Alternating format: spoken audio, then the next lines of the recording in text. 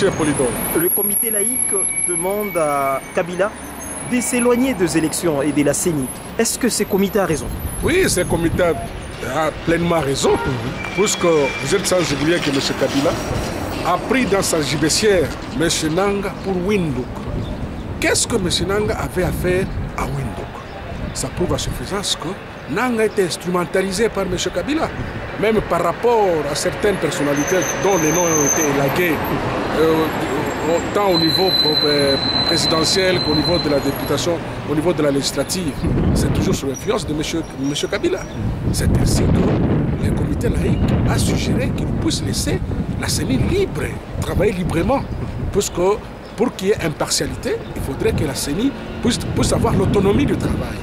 Et au-delà de ça, la CENI doit rendre compte à la population et non pas à M. Kabila. Puisque pour avoir de bonnes élections, il faudrait que la population ait confiance en la CENI. Or, pour le moment, la population n'a pas confiance en la CENI. Quand vous suivez des fois M. Nanga déclarer sans machine à voter, il n'y a pas élection. C'est une instrumentalisation du pouvoir. Et au-delà de ça, vous savez que M. Nanga devait intervenir hier au niveau de la réunion du Conseil de sécurité par conférence vidéo. Il n'a pas su intervenir, il a fermé tous ses appareils. Ça prouve quoi?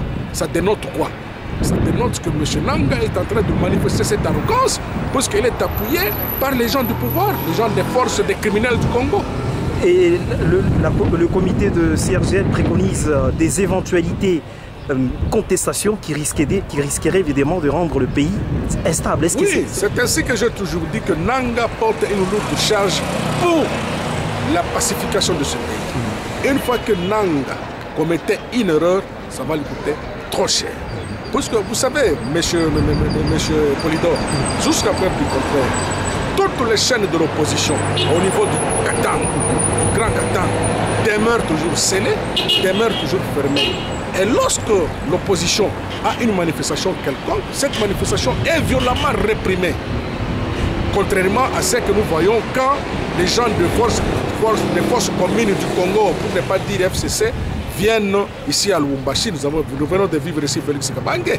Nous avons vécu aussi Madame Wivine Matipa. Heureusement, celle-là, elle a fouillé même le bâtiment du 30 juin puisqu'elle a rencontré la rage de la population. C'est une manière de démontrer que il n'y a pas de paix, il n'y a pas d'application de l'accord de la Saint-Sylvestre en ce qui concerne la période de pré-campagne. Et pour baliser le chemin, pour qu'il y ait la paix, il faudrait que Nanga puisse avoir des mains libres et avoir le courage de dire à M. Kabila, le président sortant, soit disant qu'il œuvre pour la population et non pas pour un individu, pour assurer la continuité du pouvoir de M. Kabila. Merci beaucoup, maître. Je vous remercie.